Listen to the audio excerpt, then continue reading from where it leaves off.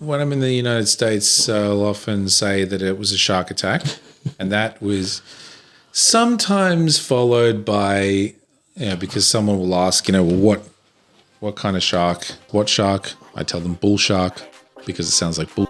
They often ask where it happened. I say Byron Bay. Yeah, because everybody's always like, what happened? And I should say, you should see the shark.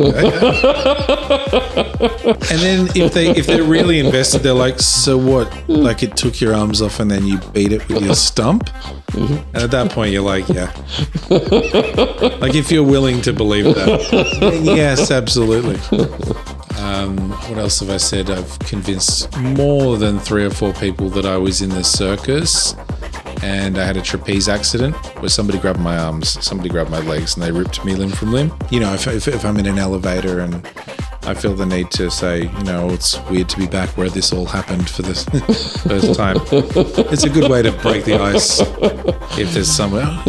Elevators are weird places, aren't they?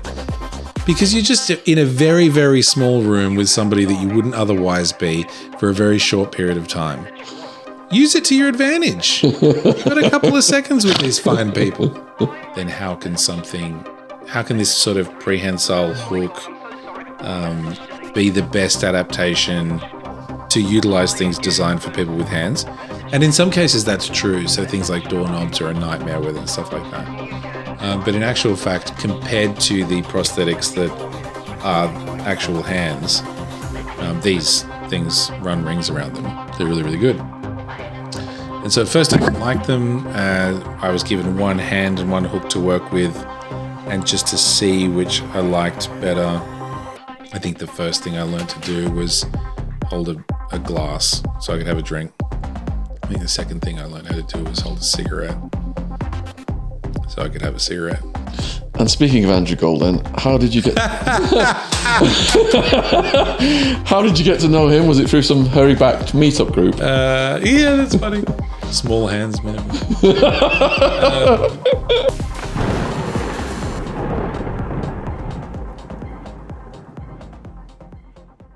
So, we are greatly honoured to have my friend who I met at Andrew Gold's wedding. We arrived late. And we were luckily seated next to Tom. Tom has a hell of a story. I'm not going to say exactly what happened to him yet. We're going to get to that. But he has an amazing sense of humour as well. When he's trapped in a lift with people, he jokes about shark attacks and trapeze accidents. But I'll let you speculate anyway until we get there. Huge thank you for coming on, Tom, and doing this with us today. Really appreciate it. Thanks for having me. I'm really excited. Yes. Yeah. In fact, I had a question that I had for you that I just wanted to share something with you. So I just went to the bathroom before and I realized something. When you use a toilet that you've never used before, and when you're closing the lid, right? Some toilets just slam. So some lids just slam and some have that ease. And obviously you want the one that has the ease, right? But the first time you use one, you don't know which one it is. So do you take the risk or do you lower it yourself slowly? I like to take the risk. So Jen calls me out on this, and my response is, I'm a man. What? I don't close it. Oh, you don't close it at all? Well, that raises an interesting question. Do you think that lids should always be closed, always be open, or either? I'm easy. You're easy? I'm easy. I like the lid closed, but I can see arguments in both directions. I think the seat always has to be down. I think, if you're at a busy place like the service station, which is quite odoriferous, if the lids were down, I think it would reduce the odour and it would be a more pleasant experience. Yeah. I think there's a difference between the conversation of should seat be down or seat be up? Because if both parties are happy for lid to be up, then seat should be either up or down depending on who used it last, because whoever goes in there next has to do the thing. They're either putting it down or up. But if you both agree on lid down, then it should always be down. As long as it's wiped and nobody's left any evidence of the previous ablution Yeah. in the bowl, I'm a happy camper. Yeah. I mean, I think that should be a priori, right? Unfortunately, especially at these service stations and our podcast studio that we started out with in Guildford, it was like a Glastonbury festival outdoor urinal deal thing, poo thing, where the poos are piling up, and we literally had guests, and some were peeing on the bushes. Ooh. Women, or can I tell you something? So, your listeners won't know this, but I actually ran a nightclub for 15 years. DJ Hookie, Hookie, IE, not EY. No, not EG. And for years, I think about 8 years, we ran our party at a club called Club 77 in Sydney, and it was voted the world's worst nightclub bathrooms. Oh man! And they were speaking specifically about the gents bathroom, and we had 2 cubicles in the gents, and then there was a urinal section as well. And it just looked like absolute hell. Do you remember that scene from Train Spotting where he has that trip and goes down into the, it was like that. Those were like the bathrooms that we had. And we would try and keep them clean, and then it worked the flush would work for the first couple of people that used it. And then it would start to overflow and all this sort of, it was just a nightmare. It's hard to aim when you're on hallucinogenics. Yeah, that's right. I sympathise, I've been there. Right, let's go back to where you were born. Let's go back to where were you born? Where was I born? Yes. South Africa. South Africa? Yeah. How did your parents meet? That's a good question. They met in Australia. So I'm Australian. My mother's Australian. My father is actually British, but he was born and raised in Bahrain in the Middle East. And he got a job after he went to school here in the UK, and then went to the University of Surrey. Actually, I used to live right by that. Yes, and that's why I raised my eyebrows and pointed when I said that. That's where the podcast studio was with the Glastonbury toilet, right by the University of Surrey. And then he got a job working for a company that saw him moving all over the world for that job. And one of the places was Australia, and he met my mother there. And so they met there, got married, but then, again, because of his job, they'd moved to South Africa. So I don't have any South African relatives or anything, but I just happened to be born there. Do you know how they met? Not enough to accurately describe it, but I know that they met through mutual friends, and I think it was something to do with my mum dated someone, and that someone's sister my dad was dating before they'd both met, and they both broke up with their respective brother and sister, but was in the same social circles or something like that. Yeah. I'm probably mucking that up, but it's something along those lines. Yeah. And yeah, so that's how I think they met, and then married, then had me, and so yeah, South Africa. 2 years I lived there, so I don't remember any of it. And then when I was 2, we moved to America. What part? Dallas, Texas.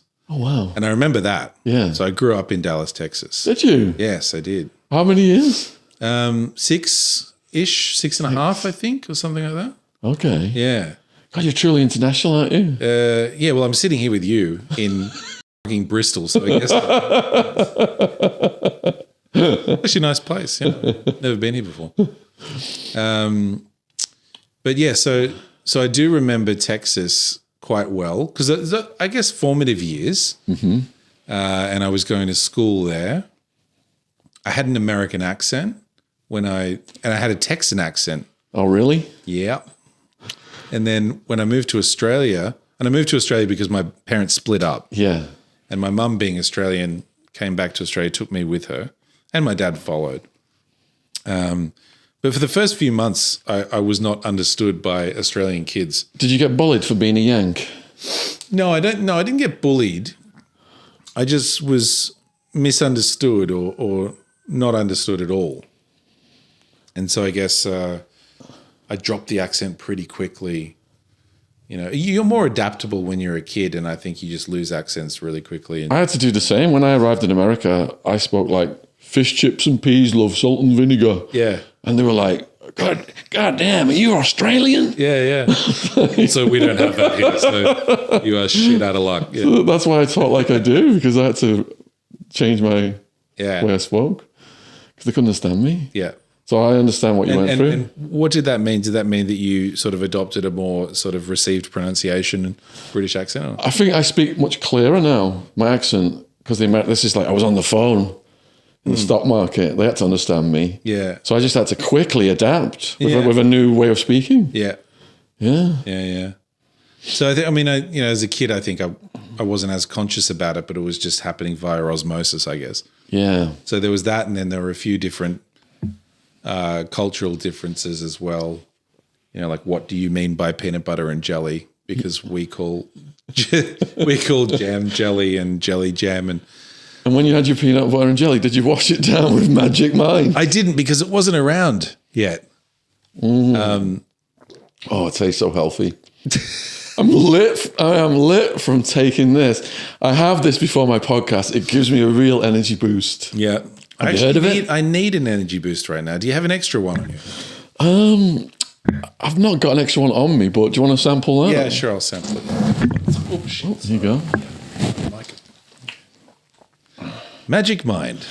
And if you go in the description box, you can get a 48% discount for a subscription with the promo code SeanA20, SHAUNA20.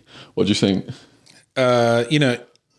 They say of things that taste a particular way that you can just tell it's doing good things to your system, yes. right? And I think that's what I can say about it. It's got a very chlorophyll-y taste. I just have to take a second to... Yeah. Sorry. Yeah, go for it. So the Kardashians are on the Magic Mind, and Joe Rogan has mentioned it. Magic Mind. When you need your arms to grow back. Actually, can I tell you a story about that? Yes, don't jump ahead in the chronology, though. We're on your childhood right now. Stop thinking chronologically. Start thinking creatively. So I can't because it's jarring. My brain has had to your stick magic to the mind. chronology. That's your creative juice. I was at I was in a hospital once. I wasn't living there, but I'd gone back to get a script for something. Yeah. And I was waiting for the doctor, and this nurse came up to me and she said, we've got these first year psychology students that are running tests, and they're just doing some assignments, and they're doing interviews with people, and you'd be perfect for this. Like, would you mind coming and speaking to one of the psych students? I said, yeah, that's fine, whatever it was. I went in and I sat with this young guy. He was probably like 19 years old or something like that. And he's asking me all these questions, typical sort of Psych 101 kind of questions. And then he said, how are you dealing with this whole loss of your arms and legs thing? And I said, it's going to be pretty rough for the first 7 years. And he said, what do you mean for the first 7 years? And I said, well, until my arms and legs grow back. And he was like, really? He starts furiously writing. And he's like, and who told you that would happen? And I said, well, you pull a tail off a lizard and it grows back after about 7 days. I figure I'm 365 times the size of a lizard. I'll be all right in about 7 years. He's like, fascinating. And all I can think, he didn't challenge me on it, right? Because he obviously didn't want to upset the apple cart psychologically with me. And so all I can think or hope at least is that he went back and did this whole presentation to his class about how he met a guy who thought his arms and legs were going to grow back. So Magic Mind. When only the best will do. Sorry, where were we? You've come from Texas to Australia and you've modulated your... Peanut butter and jelly, modulated. Yeah. And how are you doing at school at this point? You know what else? Australia, how it has this stigma about it that everything's trying to kill you there. Yes. Fucking true. It's absolutely true. And I'm arachnophobic. I hate spiders, and it's just been such a challenging place to live from that perspective, because we have these spiders in Australia that aren't particularly dangerous, or that they wouldn't kill you, but they just freak the shit out of me, man. Like Sun spiders. Huntsman spiders, right? Big ones. These are the most common ones that you would get in your house in Sydney where I live. And they're the size of, they can be the size, see that circle there? It's like a side plate or something like that. Just on the wall, you wake up one Saturday morning, it's just getting there. I don't like that. I do not like it. Arizona has quite a lot of dangerous insects and spiders. Yeah. And you would get scorpions there. A lot of scorpions. Yeah. The little transparent ones that were the dangerous ones. Oh, really? Yeah, not the big. Are they deadly, those ones? I think there are cases of infirm people or people who are allergic to the venom. There may be cases of people got seriously ill or died. Okay. I mean, even ants out there, there's venom in them that can mess people up, allergic reactions. You don't know how good shock. you got it here in Britain. When I got here, I was like, it's so safe. Yeah. This country's so safe. So safe. We interview these like gang leaders from LA and they get here and they say it's so safe for different reasons. But let's get back to it then. Where were we? As a kid then, you're adapting to school. How's your social life? Fine. I mean, it was just pretty regular. I don't think there was anything out of the ordinary with me. I was a pretty average student at school. I liked playing music. That was as soon as I discovered music and started playing guitar. That was my that was the thing that I loved most in life. I really liked music. Everything else kind of didn't really interest me. What music were you getting into? Okay, so at the time that I started playing the guitar, I used to listen to a lot of Led Zeppelin, Black Sabbath, Jimi Hendrix, The Doors. I liked that sort of 70s rock kind of music. And I also was listening to quite a bit of like Nirvana, Pearl Jam, that kind of grunge sub pop scene. What's this about early 90s then? No, this would have been about mid 90s, I would say. But I'd say about mid 90s. Did you say you had a brother as well? No. No siblings? No. Okay. So what did you aspire to do when you left school? When I left school, well, that's a good question because I didn't really have aspirations per se.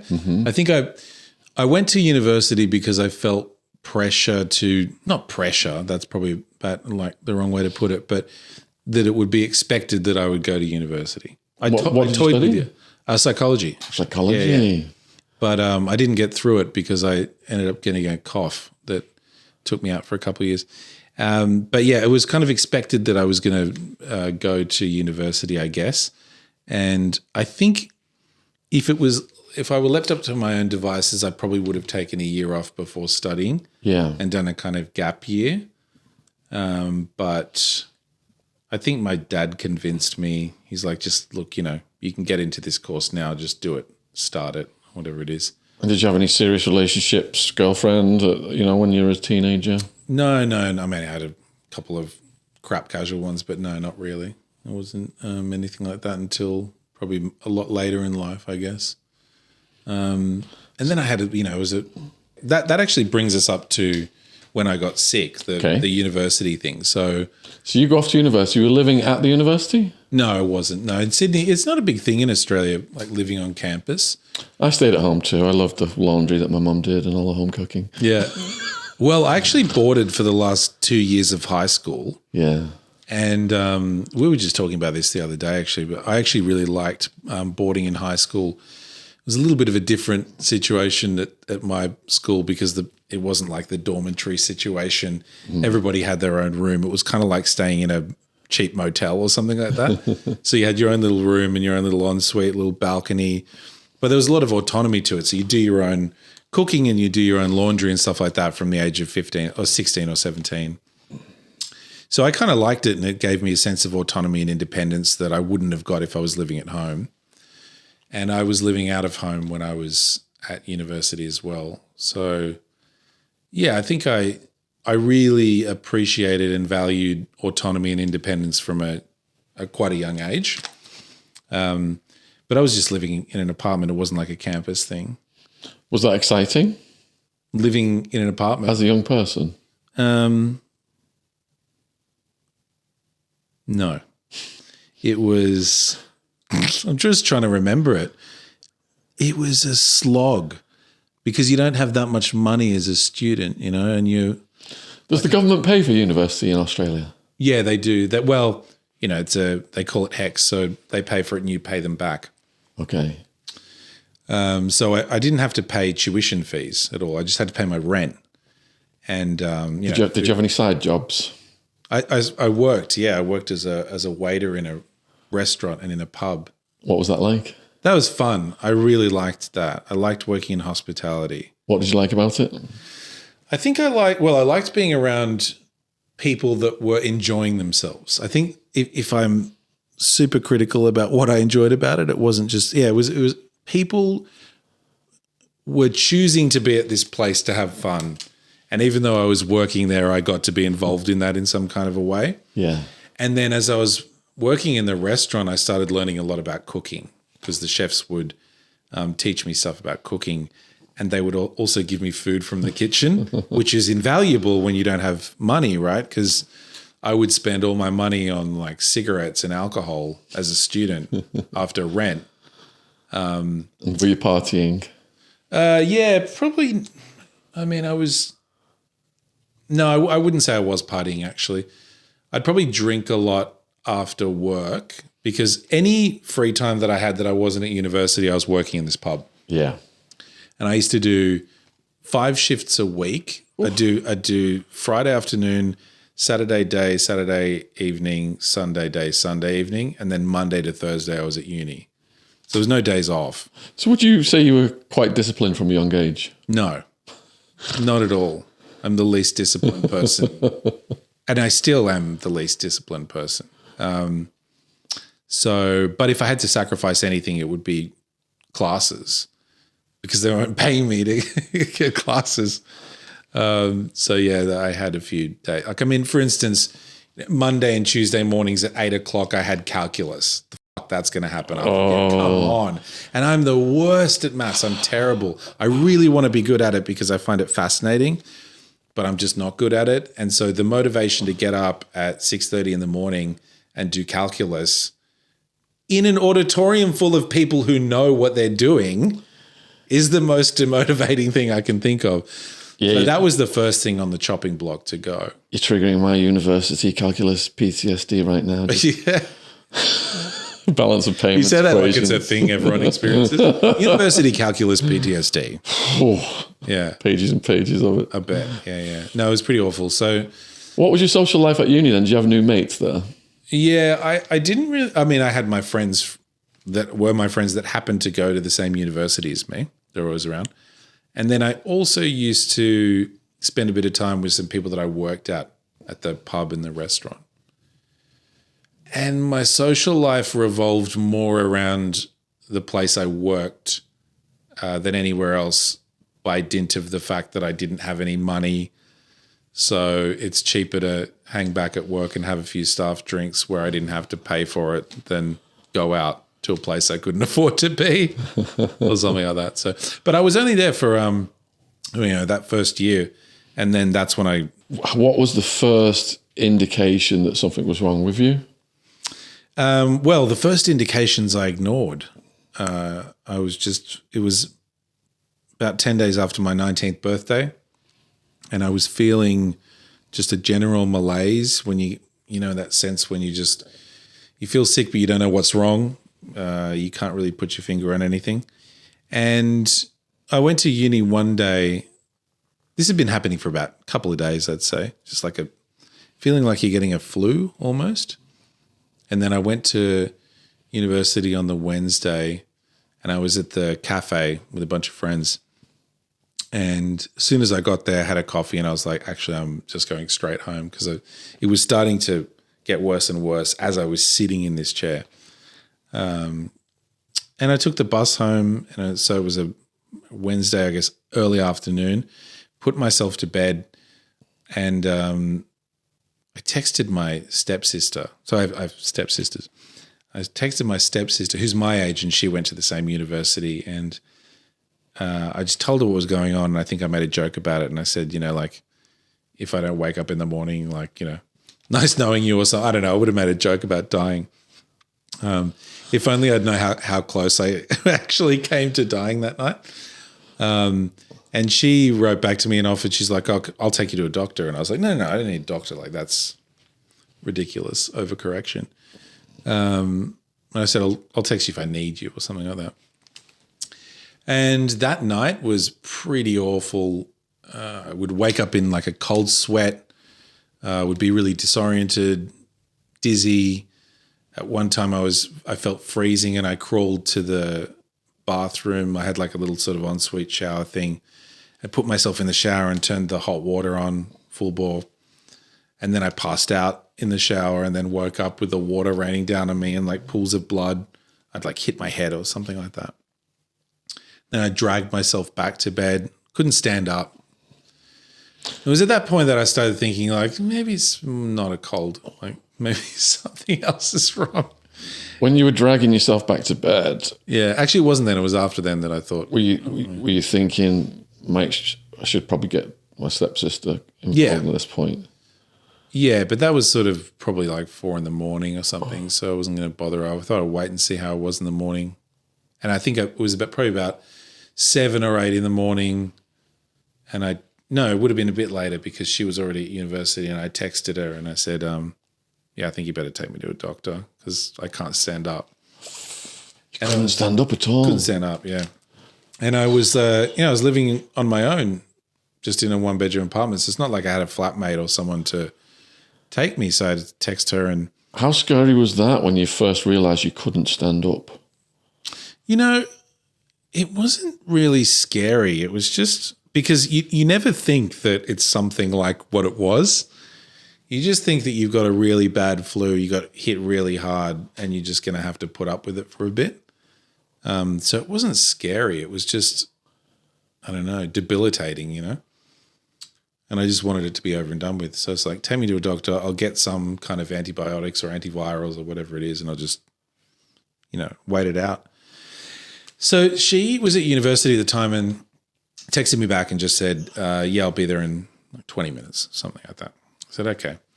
And it took me 20 minutes to get my shoes on because I couldn't, my feet had swollen up to like double the size.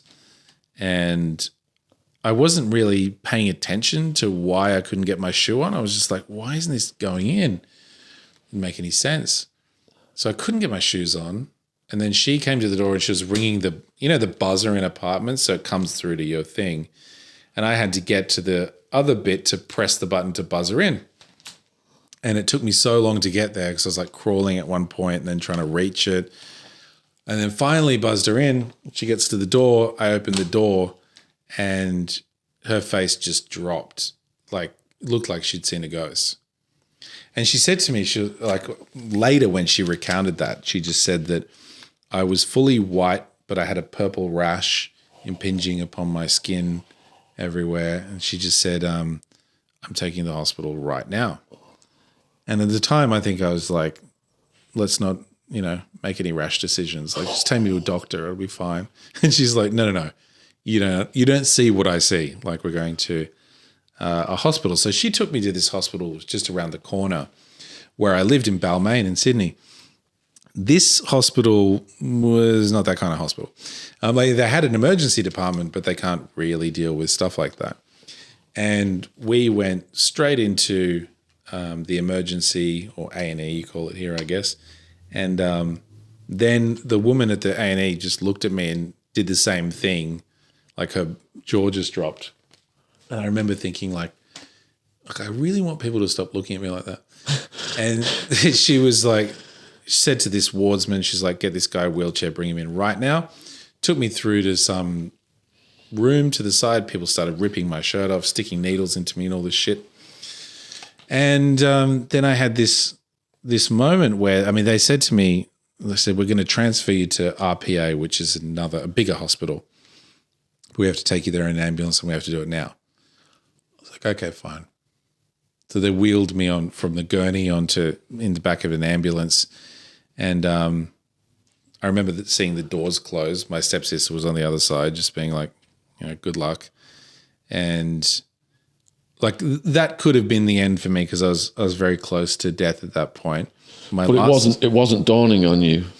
No, I didn't know how serious it was. In fact, she had called my dad, who was in Adelaide at the time, and I spoke to him on the phone, and he's like, "Is everything okay?" And I said, "Yeah, it's fine. Like, I'll be all right. I'm just something's wrong, but I don't know what it is." And he said, "Oh, I'm going to come back early from Adelaide." And I'm like, "Don't be ridiculous. You know, I mean, just finish your business trip, whatever it is. I'll be fine." Which, I mean, even if I was going to die, it wouldn't have mattered if he came back from Adelaide or not, because I would have been dead in the ambulance, right? There's not much you can do from Adelaide. Anyway, so my last memory was being in the back of the ambulance, and they had a paramedic that was just with me. So there's the guy driving, and then there's the guy that's making sure I don't die. And he was just really stern. Like, obviously he was really concerned for me, but all I was concerned about was making him laugh.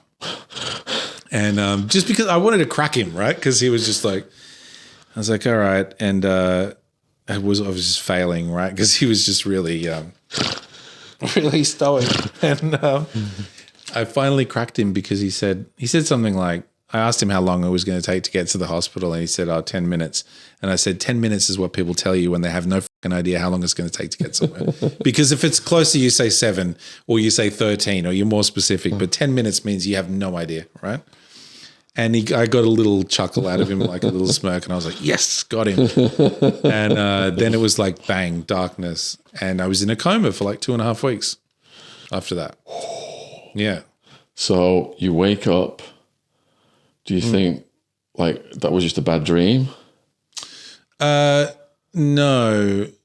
You know, coming out of a coma is just this really weird thing where you're kind of like oscillating between lucidity and dream, you know, back and forth. It's very much not, well, in my experience at least, it wasn't like being like in a movie where you come out and I feel so much better. It was just this weird slow attack of like back to reality. And so, yeah, the whole thing kind of felt like a dream, not what happened before it, but lying in the hospital bed and becoming aware of your surroundings. And I had a big tube down my throat that was breathing for me because while I was in the coma, I'd been on life support. They performed this thing on me called a phasiotomy, which I wouldn't recommend anyone Google that now that I say it. But effectively what they do is when the body is swelling, they take a knife and they cut you down your arm to give the arm or the tissue somewhere to swell. So that had happened. I had, you know, wires and central lines and tubes plugged into me everywhere. But I couldn't move any part of me. And I couldn't speak either because I had the tube down my throat. And then even when they remove the tube, it damages like the larynx, I think it is, right? So you can't speak. So for ages I was communicating via blinking, and you know, people would go through the alphabet, and I'd just like blink on a letter, and like you've seen like what is it? It's not Better Call Saul, is it? From the guy from Breaking Bad. The guy with the bell, Yeah. Bing, bing, bing. Yeah. It was like that kind of. Wow. Yeah. Trying to spell out words and things like that. I was doing that for a while. Yeah. Shitload of good it did, but anyway. Yeah, so I'd woken up, and so it's a pretty dire situation. And they weren't giving me a good survival rate.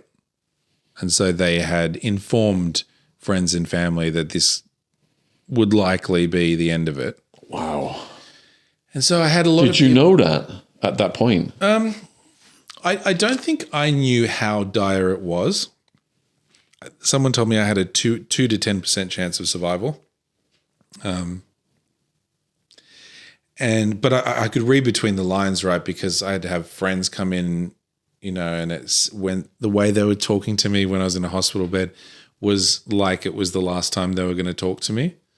So I can read between the lines. I know that's what they've been told. Can you take me through the conversation of the 2% survival? No, I can't. I don't remember having that conversation with someone, but I just remember it being said at some point, and it changed over time as well. So it started with that number, and then it sort of increased as things went on. Yeah. But you do remember that being said? Yeah. And when that was said then, 98% chance you're going to die, basically. Were you just hazy out of it, or... No, sorry. I was told that later on. Okay. Yeah, I wasn't told in the moment that it was the 2 to 10. The 2 to 10% thing was, I was told that much later in the game, Okay. when I had sort of surpassed the hump of survival. All right, let's go through it. What's happening to you real time? Let's stick to the chronology. I know you hate You're chronology. obsessed with chronology. What's happening to me at the time when I was in RPA? So yeah, RPA, I was there for about 5 weeks, I think. 5 or 6 weeks. 2 of those weeks I was in a coma. Woke up, and I remember there being a lot of debate about what to do with me, because they'd saved my life using this drug called activated protein C. Now, apparently, and you're not going to like this because I'm going to jump forward to somebody telling me something from the future. How dare you?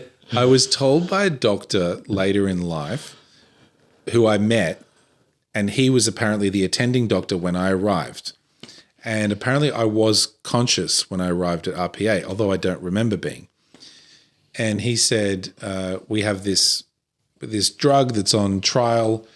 We have to fly it over from New Zealand, but because it's in trial phase, you have to sign that we can use it. And I said to him, I don't care what you do, just fix me, right? Just keep me alive. And I signed away, permission to use this drug. And I think that drug was what saved my life, activated protein C.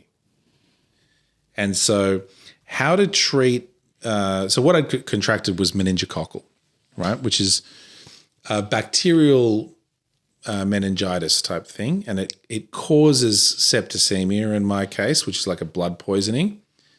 So you're battling sepsis. So my feet had gone like as black as a leather boot. My hands were the same. I had black sort of gangrene. It's gangrene, right? All over my face, all over my back. Most of my body was affected. The only parts that remain unscathed were my chest, stomach, groin, and the inside of my thighs. Like all of that was fine.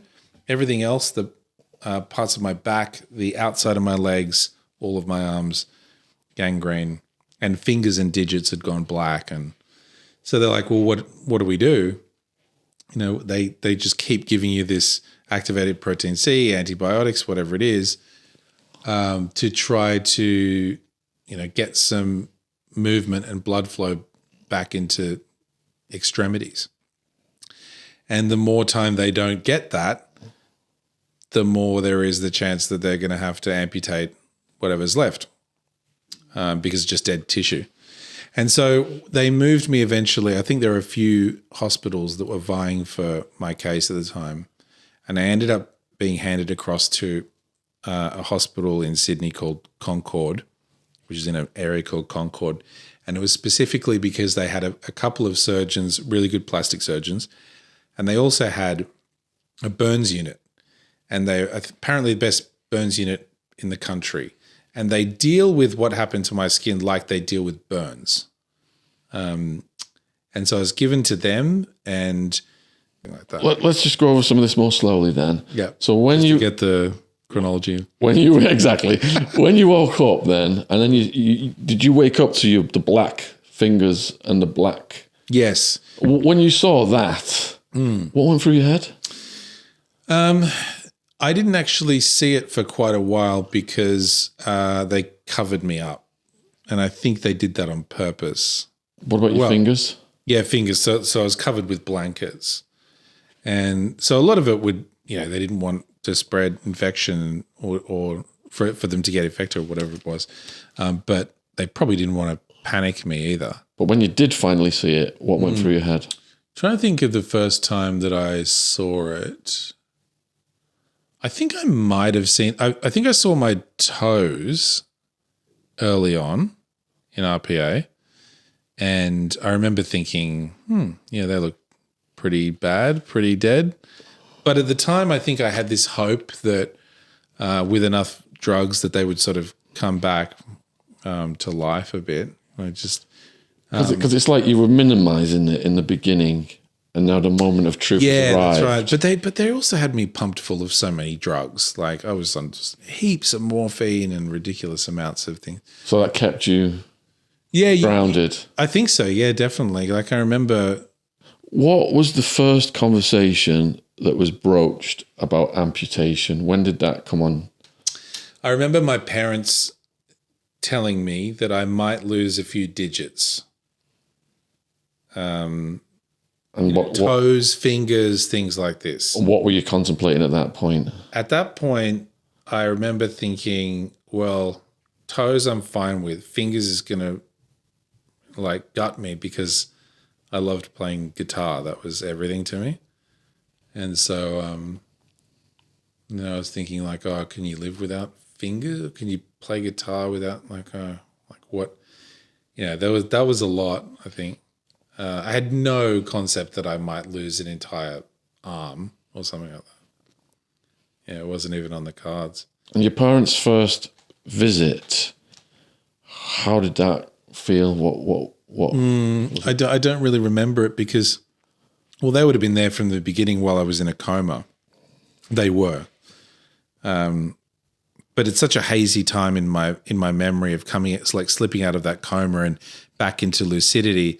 That there's not one real specific time that I remember. I do remember coming to once and not being able to see anything, but I could hear things and I could hear my mother's voice.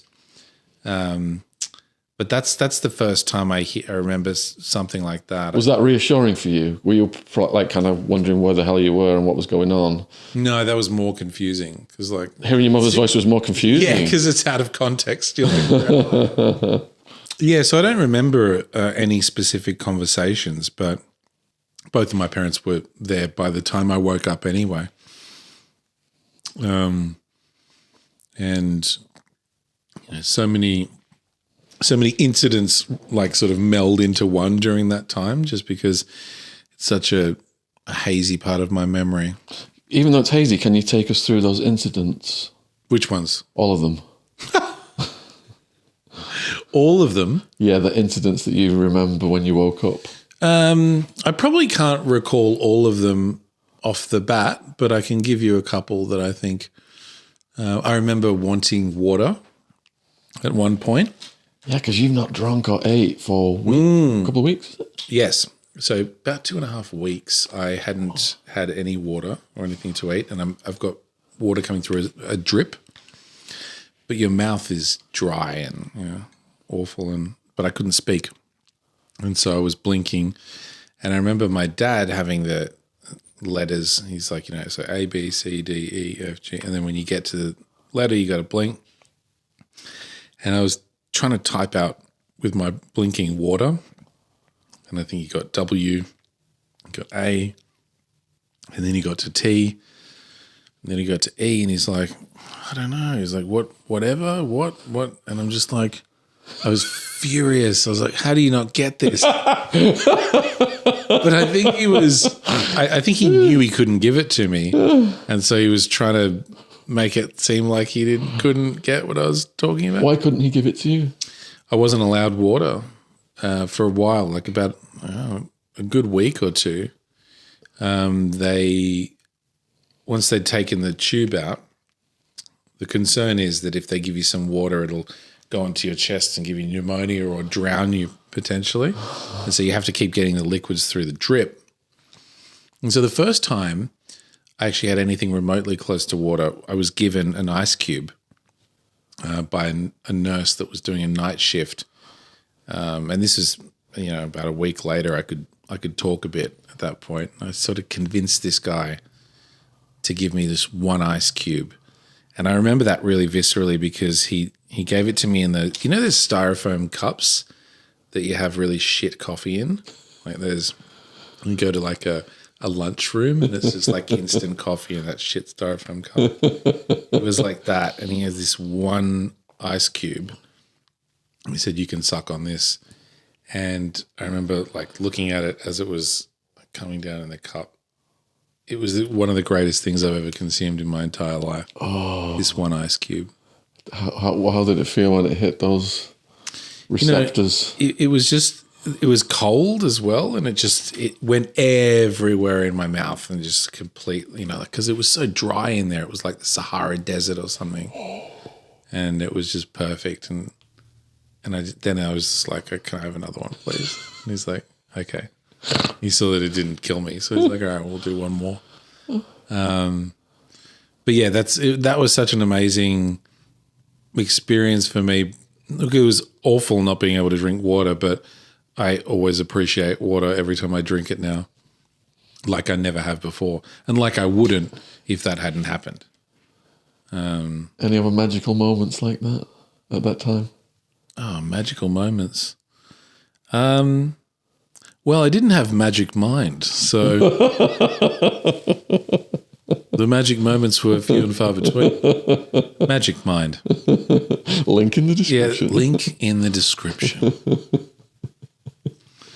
No, not really. I mean, I do remember like having, the difficult conversations with people, like I was mentioning before about, them saying that I might lose a few digits or something like that, and the doctors really wanted me to move a finger or a toe because that was the first indication that they might be able to save a finger or a toe is if I could move it. What happened when you tried to move it? Well, I felt like I was moving it. And that was my first experience of what phantom limb sensation was.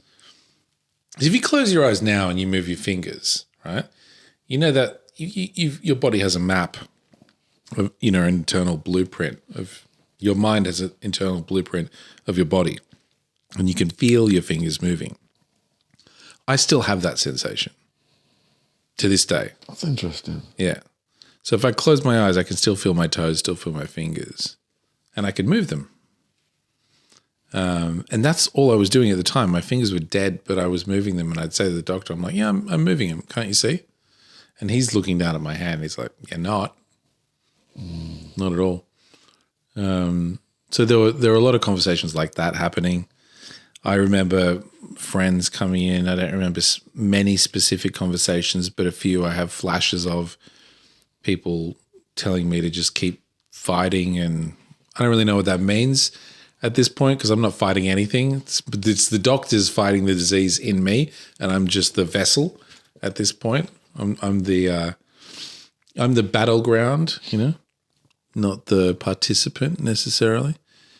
My grandparents came over from here. And I think that, my UK family were told pretty much that I wasn't going to make it. So if they wanted to fly over and say their goodbyes, then they had to do that quickly. And I do remember a specific conversation I had with my grandfather who,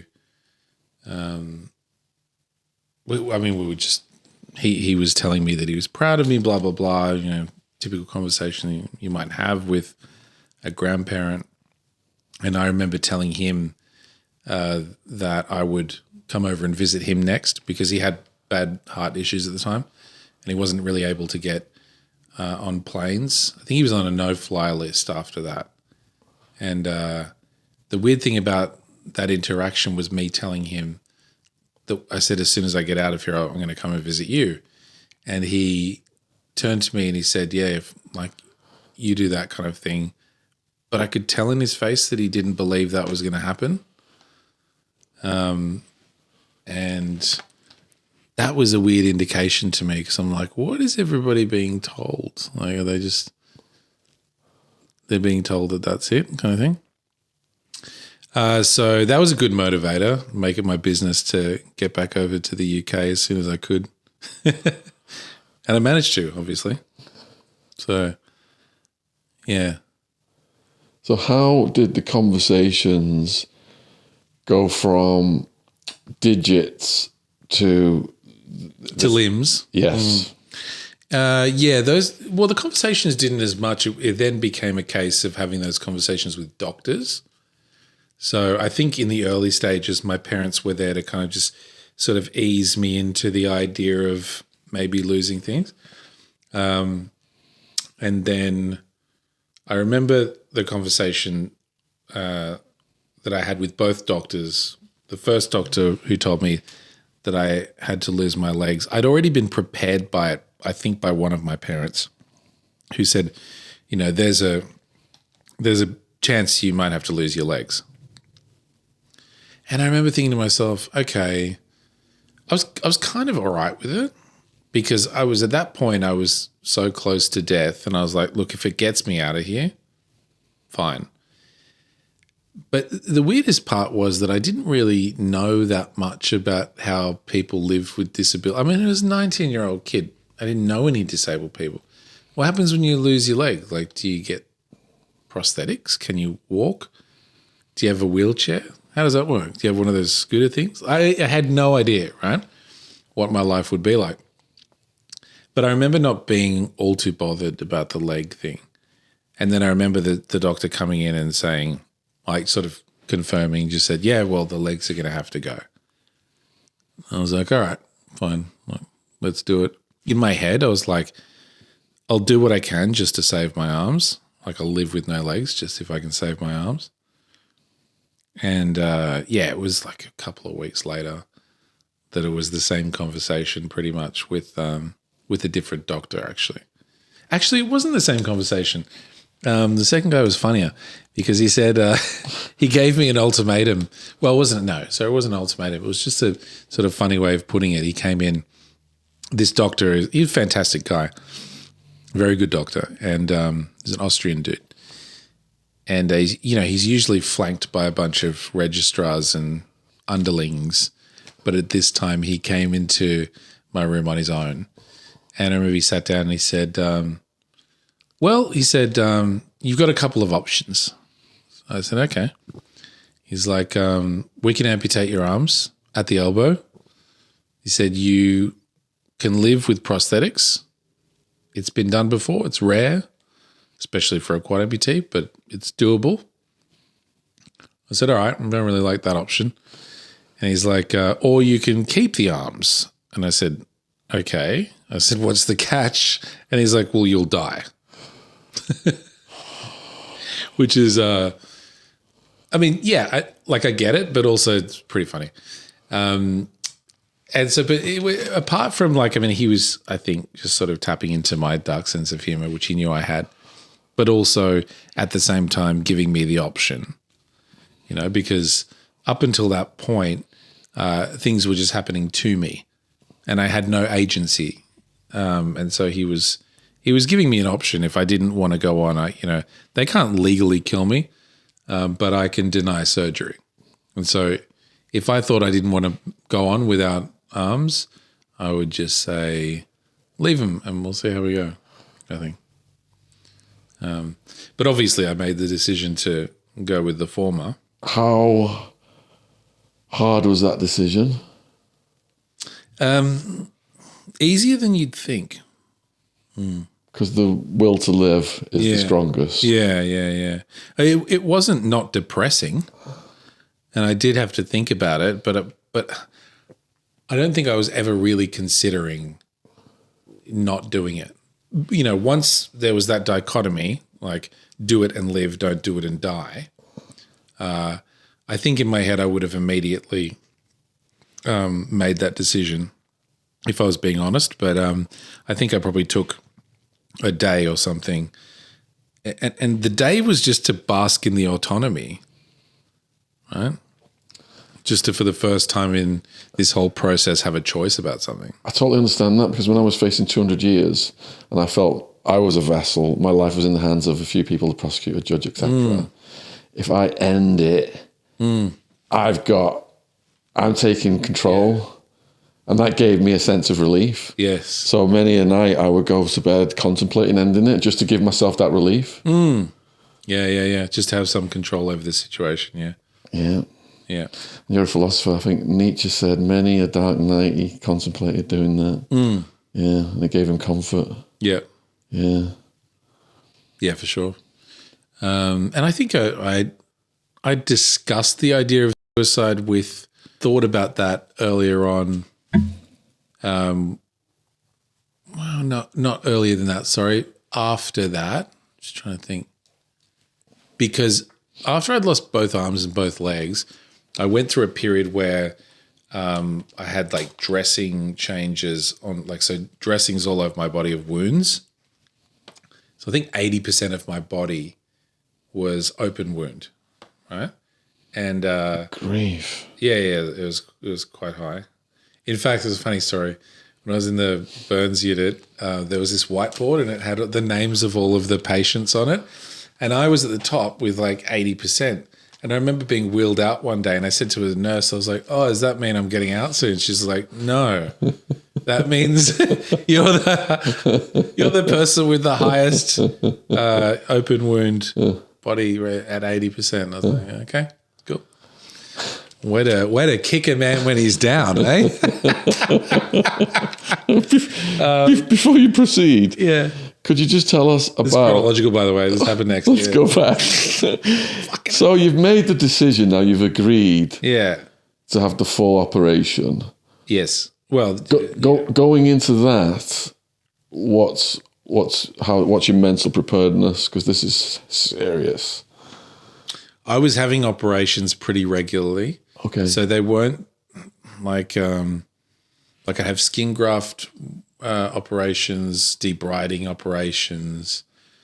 So operations was like a weekly thing. Wow. So you just get, you'd be nil by mouth the night before, wake up in the morning, wardsman take you down to a room, you sit there, the anaesthetist, with whom I was on a first name basis, friendship with at that point. In fact, I had this great moment with him. His name was Chris Yo. And he'd give you the anesthetic and you'd have to count down from 10. You get to like 6 or 7 and you'd be out, right? And I remember, I think it might have even been the arm amputation time. And I said to him, I'm like, I'm going to make it to 0 this time. And he's like, oh, okay, are you? So he's like, puts it in and I'm like 10, 9, 8, and I'm keeping my eyes open and look like fucking Clockwork Orange. and I got to like, I'm like 2, 1, and I was like 0. I'm like, I got it. And he's like, that's great. He's like, now count back up again. I was going, yeah, 1. So he like waited to put it in. Fucking prick. So are you saying then each limb was a different operation? No, both legs was one operation. Both arms was one operation. But then there were other things that I had done. Like, I had problems with organs. They had to debride a lot of the gangrene. Problems with organs? Yeah, I had a kidney shut down, half my liver. Kidneys are shit half the time anyway. But this was, one of them just stopped working altogether. And then half the liver. But those, kidneys kick back in again, livers regenerate. So, like, it's not that big a deal. And you can live with one or half a liver. Was your heart affected? No, not that I know of. Yeah, it was actually pretty. I had heart attacks, but I don't think it was affected long term. You had heart attacks during the hospitalization? Yes. And heart attacks while on life support. Wow. Who knew you could do that? Wow. Yeah. So when you come out of these 2 operations then, the big ones, how did you feel? Lighter? Could you could you still feel like you could close your eyes and move your leg, for example? Yeah. I can still feel that now. Yeah. But did you literally feel lighter? Or are you just joking? Yeah, no, you do. You actually do feel lighter. So I am joking. But yes, you also do. You do. Yeah, because it's weird, right? Because if you're laying there and you can lift like a thigh and there's nothing at the end of it, that feels weird. Yeah. Like everyone listening that has legs, which I'm assuming is most of you, it's really hard to know what that feels like. It's just like, ugh. And how did that affect your sleep and your appetite? I wasn't sleeping that much in that hospital anyway, a couple of hours a night.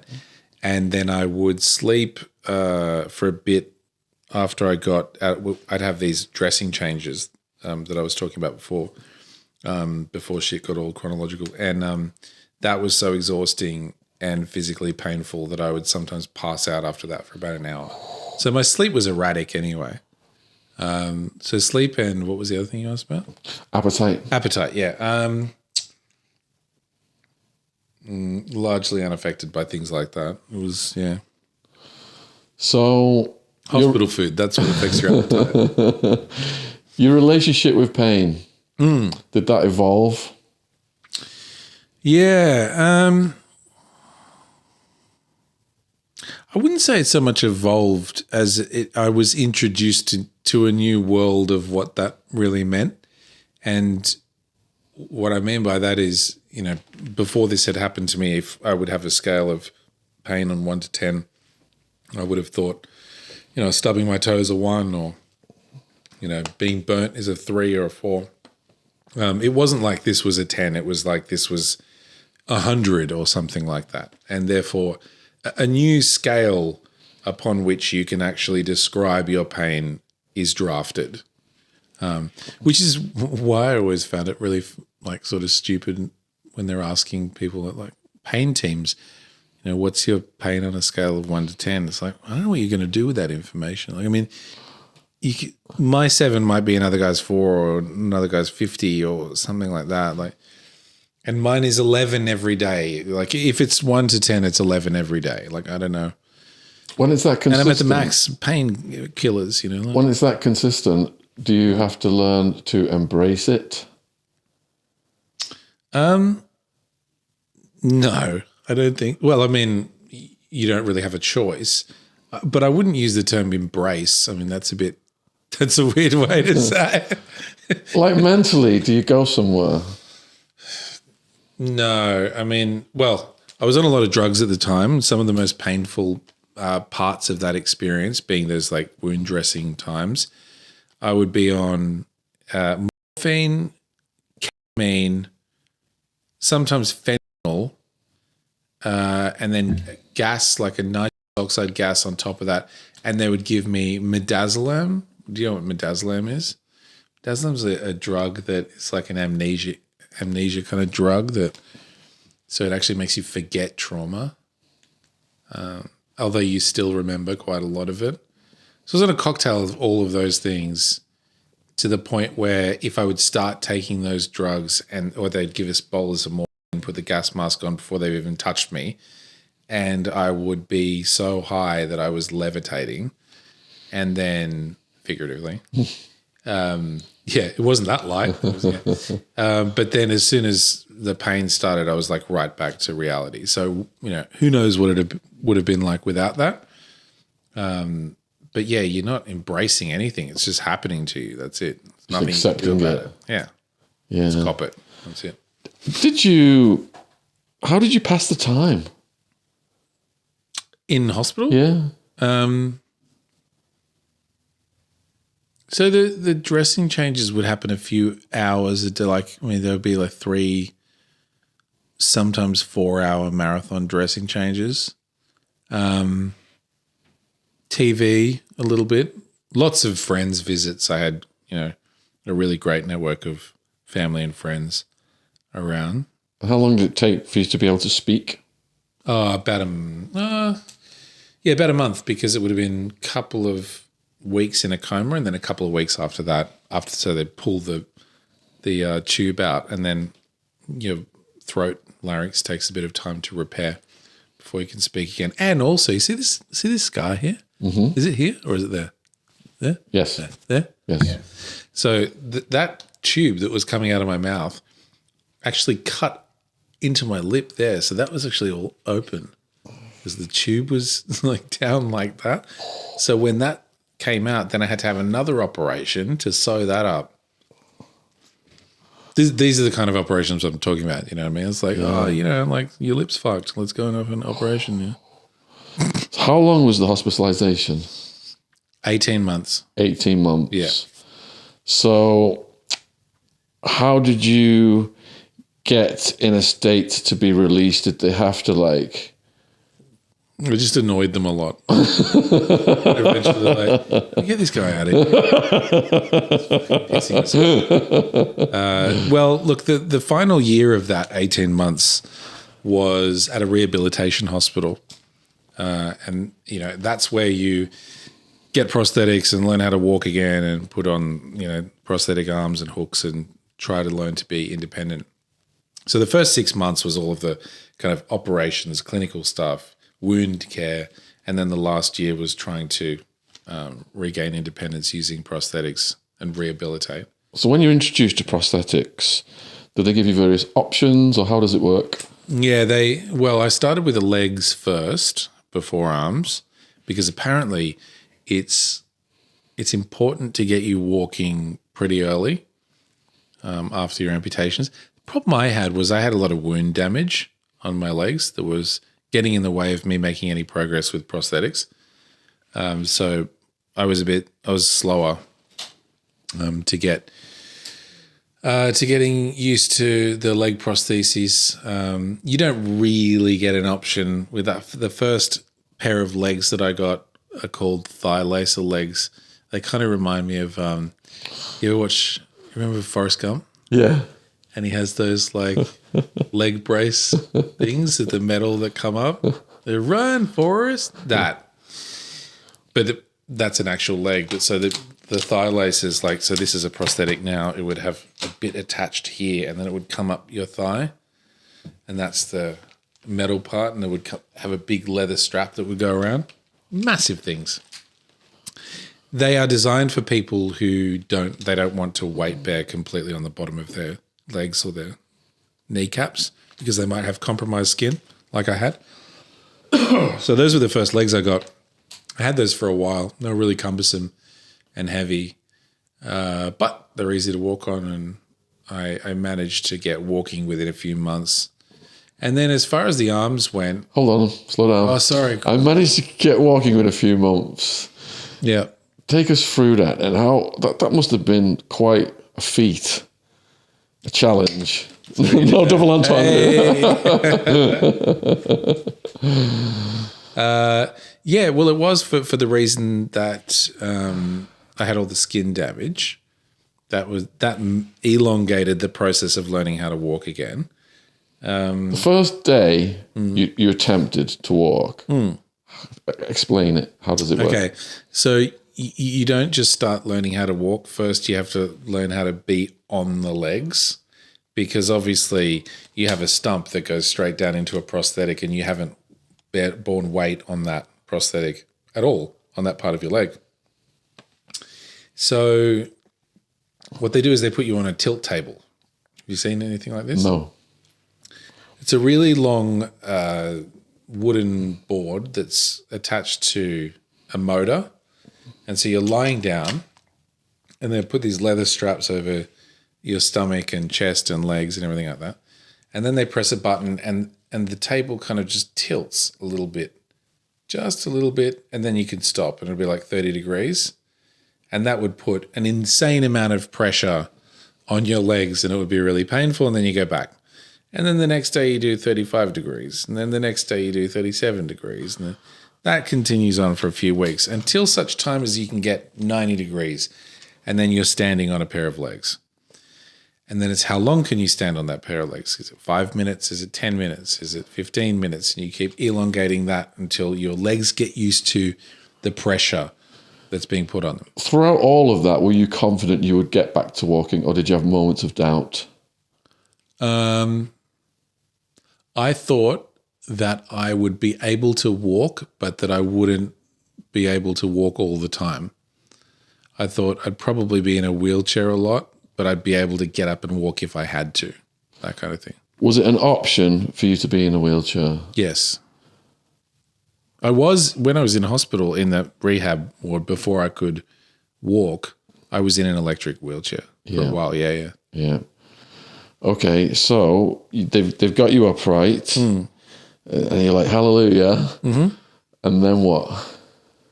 So you just keep doing that every day until such time as they try and get you walking. And when they try and get you walking, in my case, I would be stood up by a couple of wardsmen that would grab me under my arms, and I had these makeshift prosthetics that weren't these. And that would be thrown into a what do you call this thing? It's like a walking frame. Imagine a walking frame, but it's got wheels on it, right? So they put these arms in a walking frame. They'd strap it up. The two guys would be holding me under my arms. There'd be two other people holding each of my legs. And then there'd be one person at the front of the walking frame, like guiding me forward. And the people on each leg were like moving a foot for me, moving another foot. And the guys under my arms were taking the weight. And the woman at the front, who was like a coxswain on a boat or something, was sort of like steering me forward. And I did that every day for, I don't know, weeks. And it was, progress was measured by meters, a couple of meters today, a couple of meters tomorrow. And it was my job to, get rid of these people around me, Like, I don't need the people on my feet anymore because I can lift the leg myself. I don't need the annoying person in front of me because I can push it forward, but I still need some weight bearing under my arms. And then eventually I could get rid of the walking frame and I was just walking with a person on each side. And then after a while I was like, I can probably walk with just one person. And then eventually with no one. So yeah, everything about this is just painstakingly iterative and gradual. And yeah, not really fit for good conversation. Did it redefine your patience? Yes, absolutely. Yeah. Yeah. I think, anything to like patients need to be patient, at the end of the day. It's something that I think I've cultivated throughout my entire life now, because there's some things that I need help with, still to this day, right? And so you need to be a patient person. And yeah, absolutely, you need to become more patient, yeah. All right, so they did the leg prosthetics first. Right. And then for the arms, what did you have to do? So with the arms, so I'm in a bit of an awkward situation, which is that my amputation happened through the elbow, which is called elbow disarticulation. I only say that's awkward because if you've got your elbow and you've got a little bit of forearm, it kind of makes things easy because you don't have a prosthetic that needs a mechanical elbow. But also, if you've only lost half your humerus, you're not as funny as me. No, I'm joking. If you'd only lost half your humerus, you would be able to have an internal mechanism for an elbow. But mine has to be external, which is a bit of a bastard. So the prosthetic itself is pretty complicated, although it's a really basic. This was created 100 years ago for people who lost their arms in the First World War, which is why it's got that little hole you see for a cigarette. And so I was given these at the beginning, these hooks, and I didn't like them. I was just like, no, this is not going to work for me. I didn't see how they could be practical because in my head I was like, if the world is designed for people with hands, then how can this sort of prehensile hook be the best adaptation to utilize things designed for people with hands? And in some cases that's true. So things like doorknobs are a nightmare with it and stuff like that. But in actual fact, compared to the prosthetics that are actual hands, these things run rings around them. They're really, really good. And so at first I didn't like them. I was given one hand and one hook to work with, and just to see which I liked better, I think the first thing I learned to do was hold a glass so I could have a drink. I think the second thing I learned how to do was hold a cigarette so I could have a cigarette. And then everything else was just learn as you go, learn as you do things. And again, iterative, when you first get it, you're totally shit at using it. I got my left hook or arm before I was able to get a prosthetic on my right. And I interestingly started learning how to write left-handed with things. And so I became ambidextrous by dint of the fact that I only had one arm and it was the left one, where I was previously right-handed. Yeah. So how does it work that you are able to move that? So they're two hooks and they're held together by rubber bands. Yeah. And the more rubber bands you put on, the tighter the grip is. Yeah. One of these hooks is attached to this cable here. Yeah. And that cable goes all the way around my back. So it uses resistance. So when I push my arm forward, it actually pulls on that cable, opens it up. And then if I release it, it closes it. Gotcha. So its default position is closed. Yes. Which is useful because if you're holding onto something, you don't want to have to keep putting tension on it to grip it. Yeah. So I open it up, grab a piece of paper or something, and then I'm just holding it. Which is actually quite funny because sometimes I forget I'm holding things and I'll just take it with me to another room or just drag. Yeah. Take us through the day of your release then. That's a good... I actually don't remember the day of my release. I know that I moved back in with my mother because I couldn't be completely independent just yet. And I moved back with her for about 6 to 8 months, I think, around that 8 months, I think. But I don't remember the day specifically, but I do remember I went up to her place in a place called the Blue Mountains in Sydney, where I'd never lived in that house before. But it was a very small house and it had a steep gravel driveway. And it had like rickety wooden stairs that were like not deep enough and too, like it was just a nightmare. And it was a tiny house, so it was very pokey and hard to get around in. It was on paper the worst place that someone like me could have rehabilitated or learned to live independently. But in fact, it was the best because it was one of those places that I felt, if I could live here, I could live anywhere.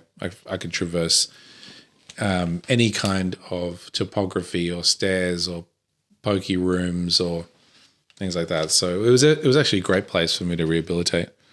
And I was there for about 8 months, and I got a qualification as a registered travel agent.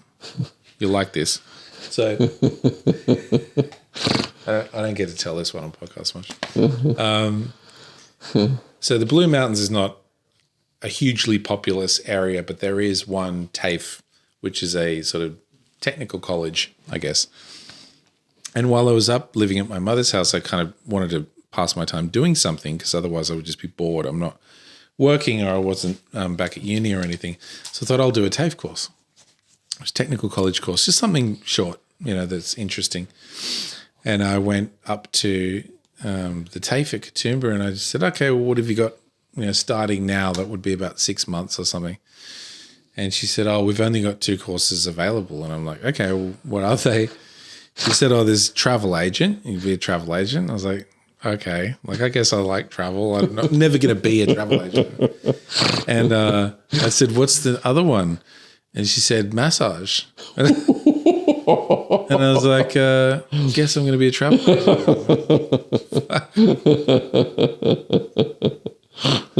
So that's how I kept myself busy up there. What fears did you have or apprehensions about, coming out and readapting to the world?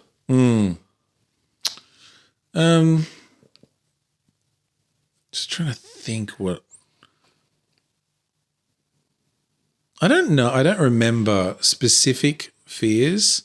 I remember I had fears of losing any value on the sexual marketplace. Mm-hmm. I remember thinking, I'm not going to be able to get a girlfriend anymore. But I got a girlfriend within 2 months of being out of hospital. So I was like, after that, I was like, fine, I'll be absolutely sweet. Don't worry, I got this. Prisoners go through that as well. Oh yeah, right. Yeah. Really? Yeah. It's a case of if you're not using it, you're going to lose it. Right, okay. But I thought that would have been something that women would be attracted to on some level. There is a mental illness of women who are attracted to really dangerous people, and it can be fatal. I can't remember the name for it, but it's on Wiki. Like these women who write to serial killers and stuff like that. Yeah, I've heard about this. Yeah. Well, I know what you're saying, the bad boy syndrome. Yeah, that's what I mean. Yeah. It could be used to your advantage. Thank God for those women. Yeah.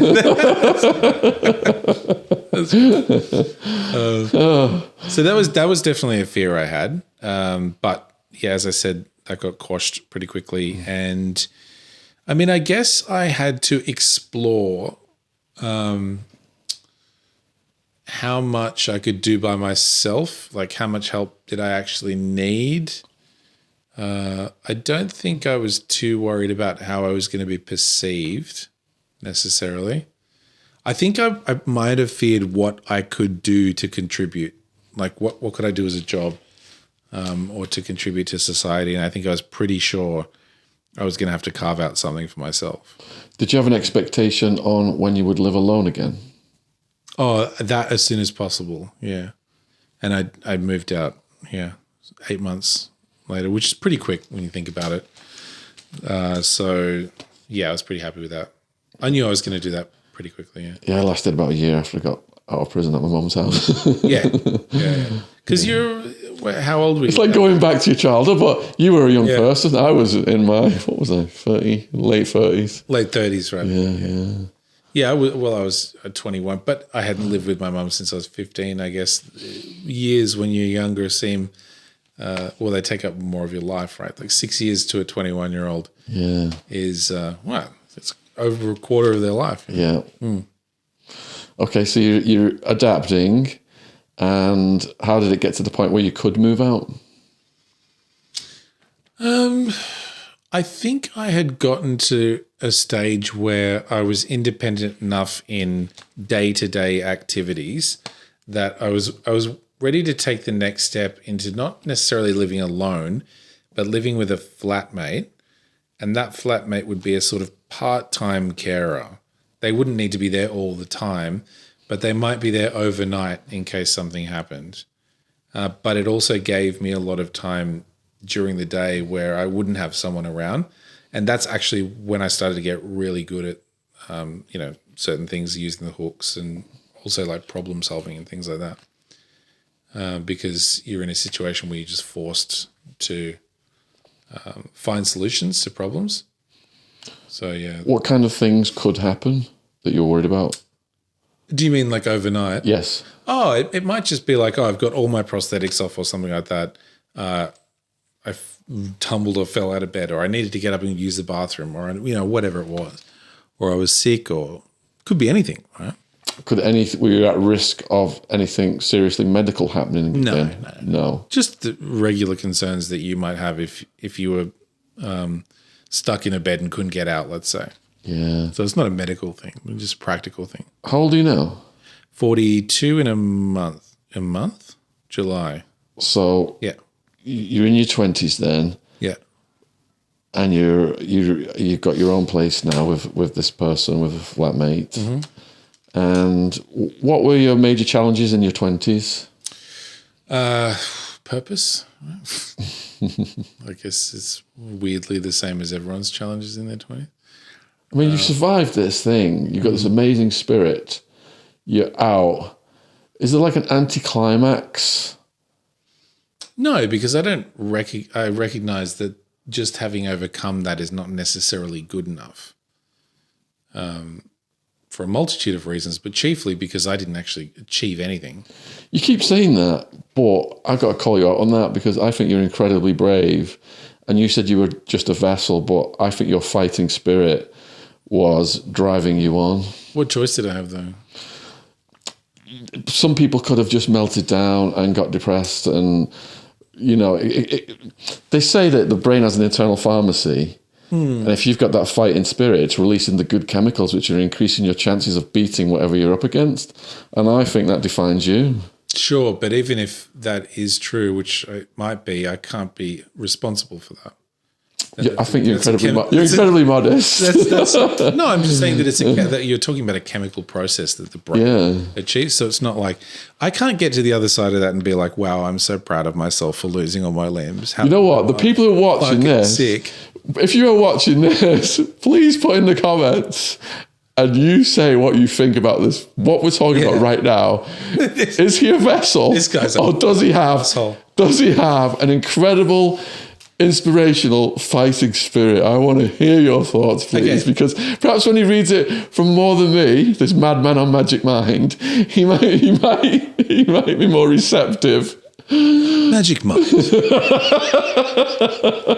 This is the best app for Magic Mind. Link in the Joe description. Rogan uses it, apparently. No, I think, look, what I mean to say is that I think it was too early a position for me to take any pride in what had happened, and I needed to actually achieve something after that. I needed to give myself a sense of purpose and actually achieve something despite this, not just have it happen. And what did you own in on as your sense of purpose? Well, it was, I started just by doing something that I enjoyed and wanted to do, which was just working in music somehow. Not in that I wanted to be a starving artist or anything. I studied sound engineering, and I thought I'd work out a way to carve myself a job in the music industry.